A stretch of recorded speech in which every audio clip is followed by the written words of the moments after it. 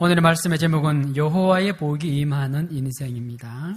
오늘 생명의 말씀을 잘 받으셔서 하나님의 복이 임하는 복된 한 주간의 삶이 되시기를 주님의 이름으로 축원합니다. 길에서 바이올린을 열심히 켜고 있는 한 노인이 있었습니다. 그 노인 앞에는 동정을 구하는 깡통 하나가 놓여 있었습니다. 많은 사람이 지나갔지만은 그 누구도 이 노인의 바이올린 소리에 관심을 기울이지 않았습니다. 노인은 시간이 갈수록 지쳐갔습니다. 그리고 불쌍히 보이기까지 했습니다. 그때 마침 지나가던 중년 신사가 이 광경을 물끄러미 보고 쳐다보더니 노인에게 다가가서 고물 같은 바이올린을 받아들였습니다. 넘겨받았습니다. 그리고 그 신사가 바이올린을 연주하기 시작했습니다. 그러자 지나가던 행인들이 발길이 멈추어졌어요. 하나 둘 발길을 멈추고 그 음악에 귀 기울이기 시작합니다. 그리고 얼마 안 가서 그 노인 앞에 놓인 깡통에는 지폐가 수북하게 쌓이는 것입니다. 그때 행인 중에 한 사람이 소리쳤습니다. 여러분, 저분이 바로 세계가 낳은 위대한 바이올린 연주자 파가니니 선생입니다. 그때서야 행인들은 그 아름다운 소녀를 만들어낸 사람이 위대한 음악가 파가니니였음을 알 수 있었습니다.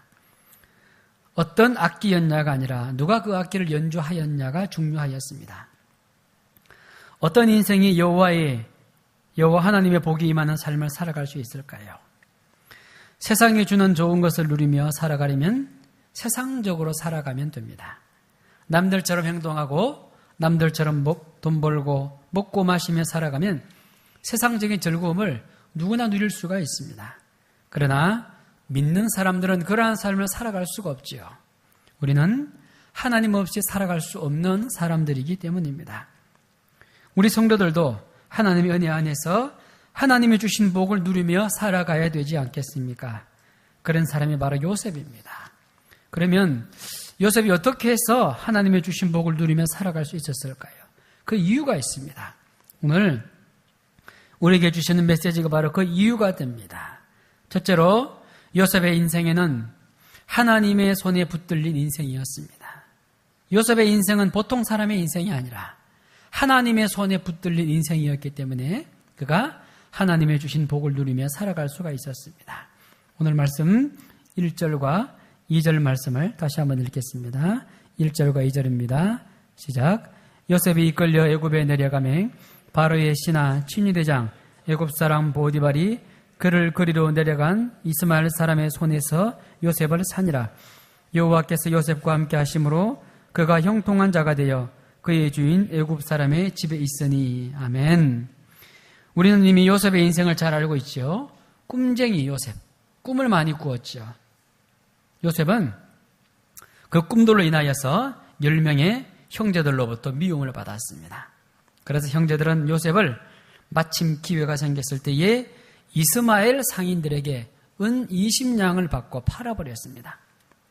또한 요셉은 꿈의 내용과 더불어서 아버지 야곱의 요셉을 향한 편애가 한 몫을 했습니다.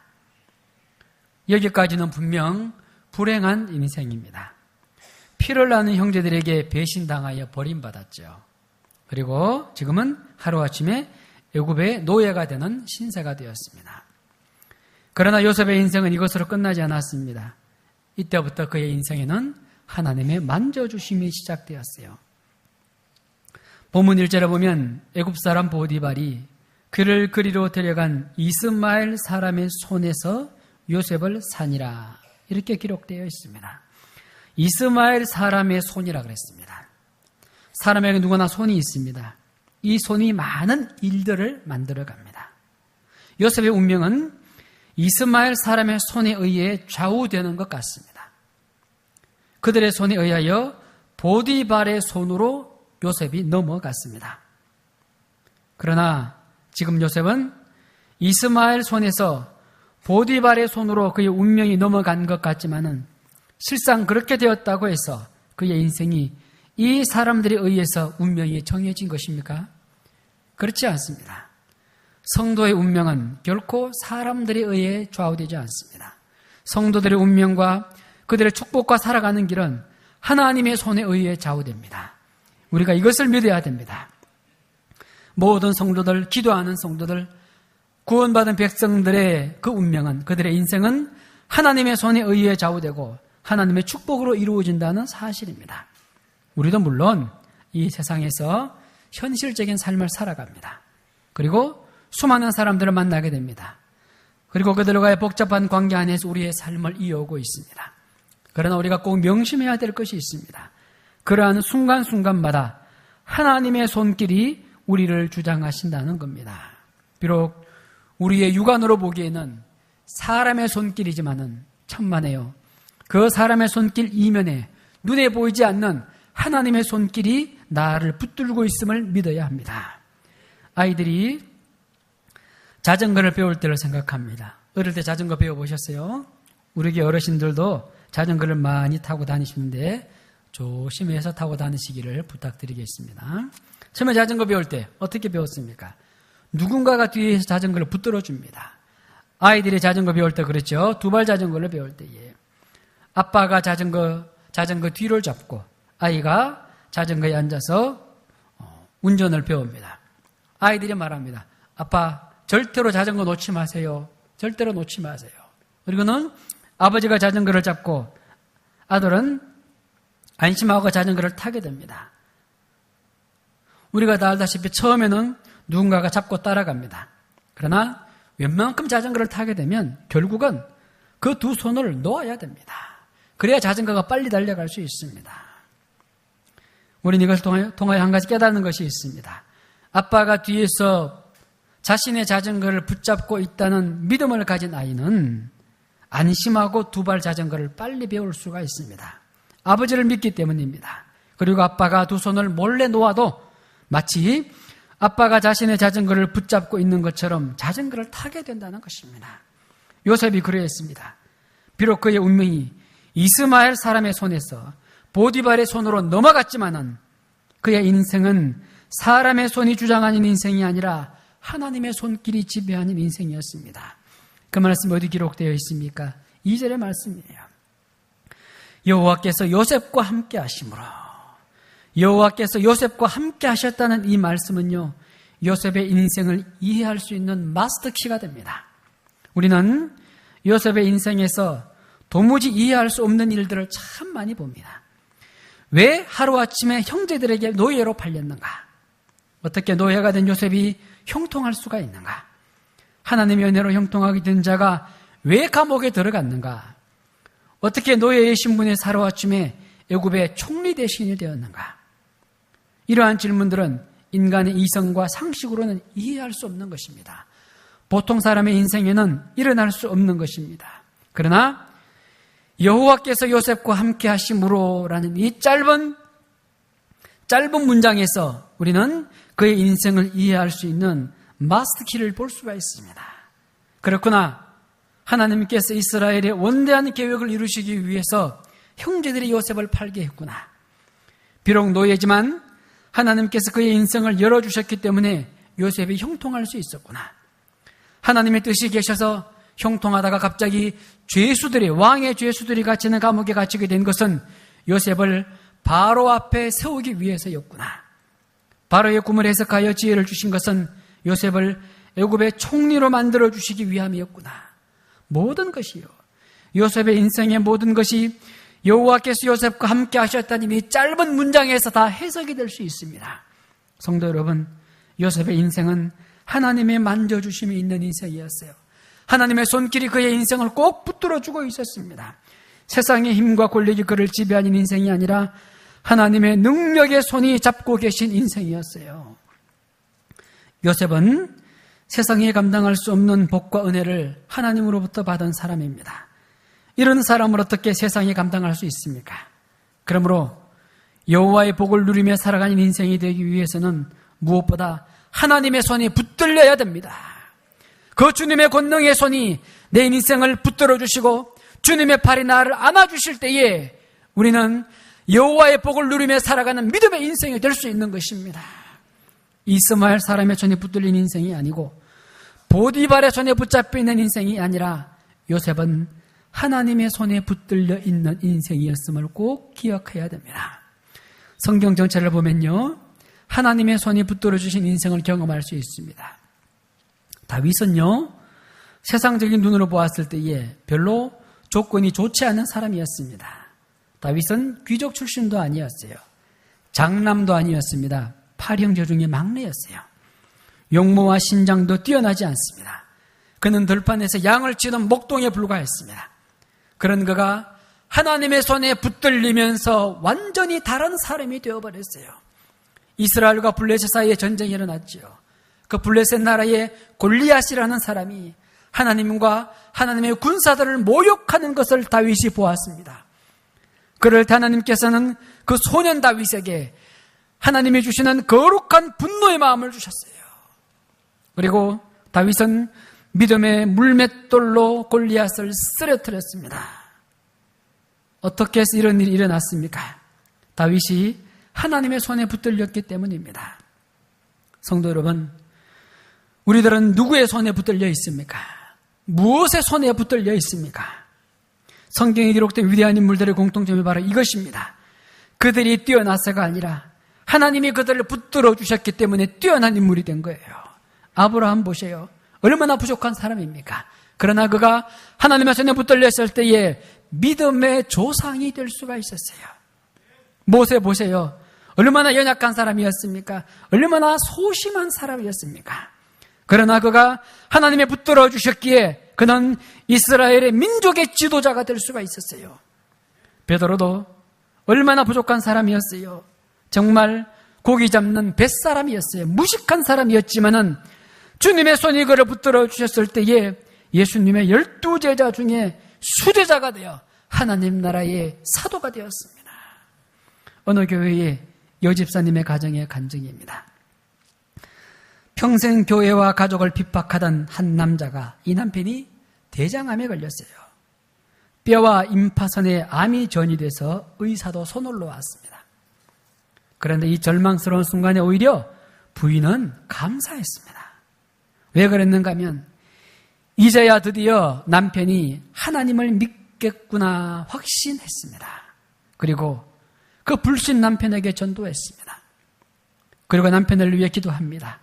하나님 아버지, 제 남편이 이제까지는 세상의 손에 붙들린 인생을 살아왔지만 이제는 하나님의 손에서 그를 잡아주셔서 하나님의 손으로 하나님의 손에 붙들린 인생 되게 하소서. 새벽마다 저녁마다 통곡하며 기도했습니다.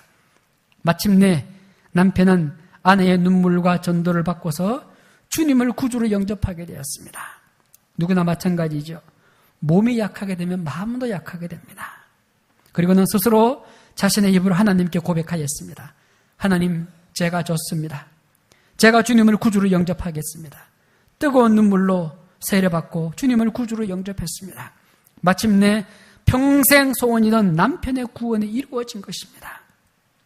이때부터 아내는 두 가지를 놓고 기도했습니다. 첫째는 하나님께서 내 남편을 고쳐주실 줄로 믿습니다. 첫 번째 기도 제목이었고, 두 번째 기도 제목은 평생 교회와 나를 핍박한 일밖에 없는 남편을, 이 암을 치료해 주셔서 이 남편을 주님의 증인으로 만들어 주십시오. 두 가지를 놓고 기도했습니다. 6개월 후에 병원에 갔더니 암의 흔적이 사라졌습니다. 아내의 기도대로 이 남편은 암이 치료됐을 뿐만 아니라 그때부터 하나님의 능력을 간증하는 믿음의 증인이 되었습니다. 하나님의 능력의 손길이 그 남편의 인생을, 이 불쌍한 인생을 어루만져 준 것입니다. 하나님의 어루만짐 있는 인생에는 이와 같은 기적적인 역사가 일어납니다. 바라기는 우리 성도님들 중에 육신이 연약한 분들이 계시죠. 또한 마음에 상처 입은 분들이 계시죠. 하나님께서 여러분들의 마음과 육신을 만져주셔서 온전히 치료될 수 있기를 주님의 이름으로 축원합니다. 연세대학교와 세문안교회를 세운 한국교회사에 빼놓을 수 없는 선교사 한 분이 있습니다. 언더우드입니다. 이 언더우드 선교사는 20대의 젊은 나이로 미국에서의 모든 안락한 삶을 포기하고 1885년 4월 7일 부활주일날 한국에 발을 들여놓았습니다. 그리고는 열심히 한국말을 공부했습니다. 얼마나 힘들었겠어요. 열심히 한국말을 공부했습니다. 어느 정도 의사소통이 가능해지자 이 언더우드 선교사는 한국 사람처럼 똑같이 옷을 입고요. 한국 사람처럼 똑같이 먹고 마시면서 이곳저곳을 다니며 복음을 전했습니다. 우리나라도 그렇지요. 지금 우리나라에 외국 사람들이 많이 들어와 있는데 이렇게 많은 외국인들이 들어온 게 얼마 되지 않습니다. 향후 20, 30년 전입니다. 그렇죠? 그때만 해도 처음 외국인을 보면 길에서 보면 얼마나 신기했습니까? 노랑머리, 뾰족한 코, 큰 눈, 큰 키. 우리와는 다르잖아요. 그래서 동네 아이들의 구경거리가 되었습니다. 이때야 말할 것도 없지요. 1885년. 얼마나 옛날입니까? 그런데 어느 날 언더우드 선교사가 시골 주막에서 저녁을 먹고 있었어요. 이상하게 생긴 서양 사람이 밥을 먹자마자 마을 사람들이 구경하러 몰려왔습니다. 그야말로 구경거리죠. 그리고 그 중에 마침 버릇없는 청년이 자기 친구에게 이렇게 말합니다. 밥을 먹을 줄 아네. 이 말을 들어 언더우드 선교사가 웃으며 이렇게 말합니다. 예, 국도 먹을 줄 압니다. 그러자 청년이 야, 요것 봐라. 말도 할 줄 아네. 이렇게 얘기를 했대요. 그러나 언더우드 선교사는 여전히 미소를 지으면서 예, 글도 쓸 줄 압니다. 한번 생각해 보세요. 그 미국에서 인종 다르죠. 언어 다르죠. 문화 다르죠. 그 미국에서 우리나라까지 와서 선교하는 과정 속에서 혼자 들어와서 얼마나 많은 모욕과 얼마나 많은 고통과 어려운 일을 당했겠습니까? 그러나 이 언더우드 선교사는 복음을 위하여서 이 모든 일을 참으며 섬기기를 마다하지 않았습니다. 하나님께서는 이 사람을 통하여 이 땅의 선교 사업과 교육 사업의 원대한 꿈을 이루어 주셨어요. 어떻게 해서 이런 일이 일어났습니까? 언더우드가 그가 하나님의 손에 붙들림 받은 믿음의 선교사이기 때문입니다. 이것이 바로 우리 인생의 모든 문제를 해결하는 열쇠가 되는 거예요. 요셉의 삶에서 중요한 것은요, 그가 노예가 되었다, 그가 총리 대신이 되었다, 이것이 아니고 그의 인생에서 가장 중요한 것은 여호와 하나님께서 그와 함께 계셨다는 사실이에요. 이것이 가장 중요한 것입니다. 이것 때문에 요셉은 형통한 자가 되었고, 이것 때문에 요셉은 자신의 힘으로 살아가는 인생이 아니라 하나님께서 주권적으로 만들어가는 능력의 인생이 될 수 있었던 것입니다. 2절도 마찬가지고 3절에서도 보면요, 그 주인이 여호와께서 그와 함께 하심을 보며 또 여호와께서 그의 범사에 형통케 하심을 보았다고 기록되어 있습니다. 요셉의 인생에는요, 하나님밖에 없습니다. 요셉의 인생에는 여호와밖에 없습니다. 여호와께서 그의 인생을 지켜주셨다는, 함께 하셨다는 여호와 하나님의 그 은혜밖에 요셉의 인생에는 없습니다. 성도 여러분, 성도님들의 인생이 이러한 인생이 되시기를 축원합니다. 내 인생의 승리하는 비결이 무엇입니까? 하나님께서 내 인생을 붙들어 주시는 것입니다. 다른 것 아무것도 없습니다. 그래서 잠언 3장 3절에 보면 너희의 경영하는 것을 여호와께 맡기라. 그리하면 너희의 경영하는 것이 이루어지리라. 하나님께 맡긴 자, 하나님의 손에 붙들림 받은 자는 그 누구도 승리할 수 있는 믿음의 사람이 될 수가 있습니다. 하나님께서 내 인생을 경영하여 주시고, 하나님께서 내 사업장을 인도하여 주시고, 그 사업장에 풍성한 열매를 채워주신다는 것입니다. 어떤 사람에게 온전히 하나님께 맡기며 하나님의 두 손에 붙들림 받은 인생에게 말입니다. 소망하기는 오늘 이 말씀을 경청하는 모든 성도들은 하나님의 손에 붙들려 승리하며 살아가는 복된 인생이 되시기를 주님의 이름으로 축원합니다. 두 번째로 하나님의 복이 임한 인생이 되기 위한 두 번째 말씀은요, 요셉과 같이 복의 근원으로 쓰임받아야 됩니다. 복의 근원으로. 평생 동안 다른 사람들의 신세만 지고 살아가는 사람이 있습니다. 참 연약한 사람입니다. 다른 사람들에게 복을 나누어주지 못하고 평생 받기만 하는 사람이 있습니다. 그러나 믿는 사람의 인생은 더 이상 이런 삶을 살지 않아야 됩니다. 믿는 사람의 인생은 내가 받은 복을 다른 사람들에게 나누어 줄 수 있는 사람이 되어야 돼요. 그 말씀이 5절의 말씀입니다. 5절 다 같이 읽겠습니다. 시작.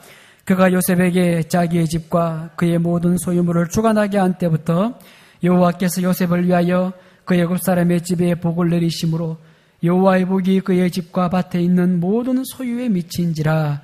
아멘.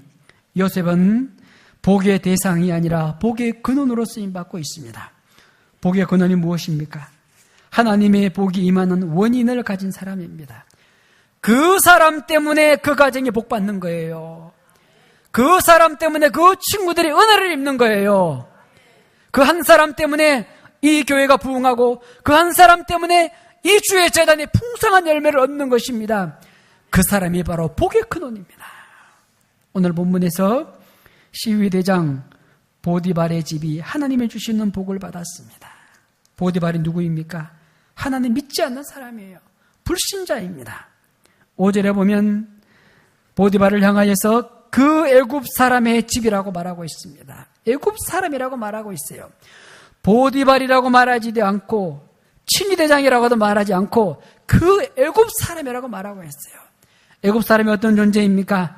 불신자의 대표적입니다. 우상 숭배의 상징이었고 하나님의 심판의 상징이었어요. 그래서 애굽 사람 하면요, 다른 말로 하면 하나님의 축복을 절대로 받지 못하는 사람이라는 뜻입니다. 그 애굽 사람의 복을 받았어요. 왜요? 그 가정에 요셉이 있었기 때문입니다. 복의 근원 요셉, 축복을 나눠주는 요셉, 그 요셉이 있었기 때문에 하나님께서는요, 보디발을 위하여 복을 내리신 것이 아니라 요셉을 위하여 그 가정에 복을 내리셨다고 기록되어 있습니다. 성도 여러분, 이것이 우리의 소망입니다. 이것이 내 가정의 소망이에요.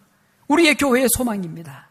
만약 하나님께서 나를 복의 근원으로 사용하신다면 나의 가정이 나 때문에 복을 받는 거예요. 여러분의 자녀들이 여러분 때문에 복을 받는 거예요. 얼마나 큰 행복입니까? 하나님, 나를 복의 근원으로 사용하여 주시옵소서. 나 때문에 우리 교회가 부흥하고, 나 때문에 구역에 힘을 얻고, 나 때문에 우리 주의 재단에 큰 은혜가 임한다는 것입니다.